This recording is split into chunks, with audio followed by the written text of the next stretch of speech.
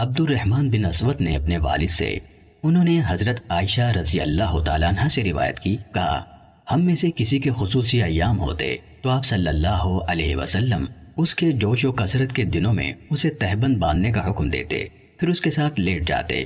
حضرت عائشہ رضی اللہ تعالیٰ عنہ نے فرمایا، تم میں سے کون ہے جو اپنی خواہش پر اس قدر ضبط رکھتا ہو جس قدر رسول اللہ صلی اللہ علیہ وسلم اپنی خواہش پر قابو رکھتے تھے؟ صحیح مسلم حدیث نمبر 680۔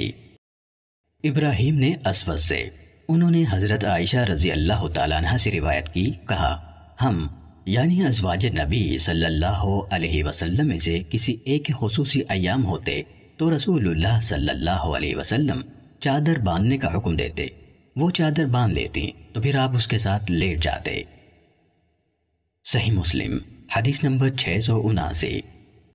ابو عوانہ نے سماک بن حرب سے، انہوں نے مصعب بن سعد سے ایک روایت کی کہ عبداللہ بن عمر رضی اللہ عنہما ابن عامر رضی اللہ عنہ کے پاس ان کی عیادت کے لیے گئے، وہ بیمار تھے۔ ابن عامر رضی اللہ عنہ نے کہا، اے ابن عمر، کیا آپ میرے لیے اللہ سے دعا کریں گے؟ انہوں نے کہا، میں نے رسول اللہ صلی اللہ علیہ وسلم سے سنا کہ آپ صلی اللہ علیہ وسلم نے فرمایا، نماز پاکیزگی کے بغیر قبول نہیں ہوتی اور صدقہ ناجائز طریقے سے حاصل کیے ہوئے مال سے قبول نہیں ہوتا، اور آپ بصرہ کے حاکم رہ چکے ہیں، مبادا آپ کے پاس کوئی ایسا مال آ گیا ہو۔